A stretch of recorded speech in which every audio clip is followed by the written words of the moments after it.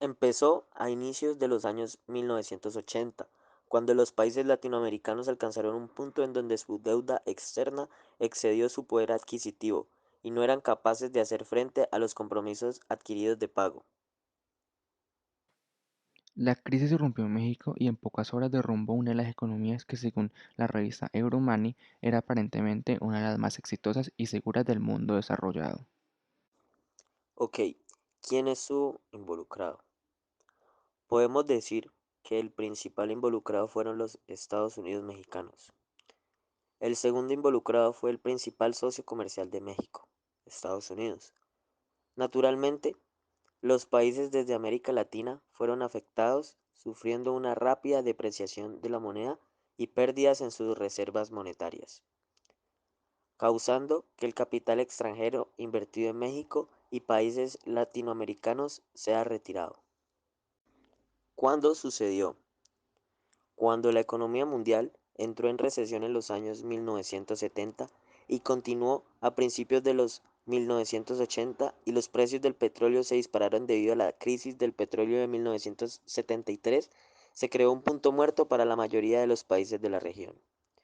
Los países en vías de desarrollo se encontraron en una desesperada crisis de liquidez, dado que las tasas de interés aumentaron en los Estados Unidos y en Europa en 1979. Los pagos de deudas también aumentaron, por lo que fue más difícil para los países pagar sus deudas contraídas.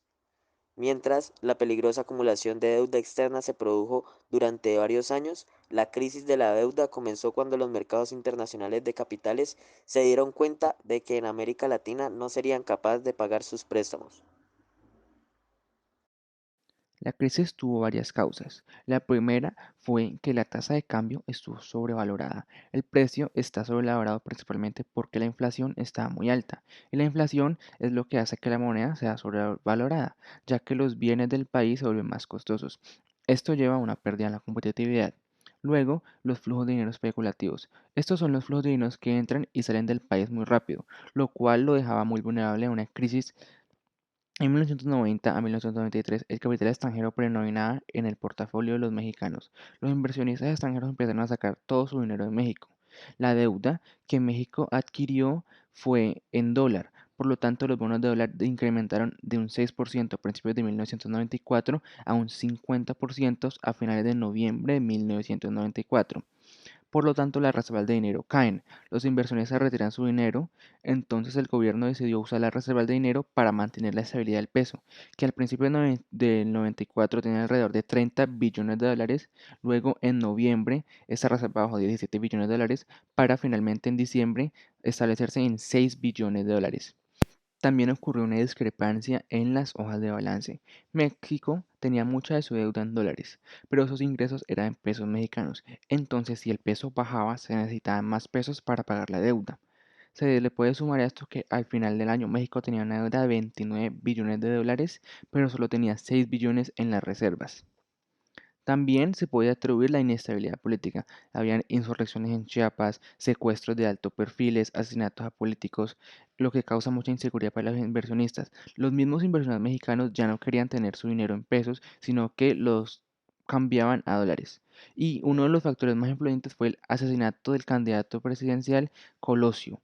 Además de que Estados Unidos haya subido su tasa de interés, lo que causa que las personas quieran meter su dinero en una economía más estable como la de Estados Unidos. En respuesta a esta crisis, el Congreso de los Estados Unidos aprobó el Mexican Debt Disclosure Act of 1995, que fue ratificado por el presidente Bill Clinton el 10 de abril de 1995, el cual proveyó 50 billones de dólares a México, por lo cual el gobierno mexicano tuvo que implementar controles de política monetaria. Además, mantuvieron la existente relación del North American Free Trade Agreement, el NAFTA. México sufrió una severa recesión e hiperinflación en los años que le siguieron, como el país mantuvo niveles excesivos de pobreza por el resto del siglo.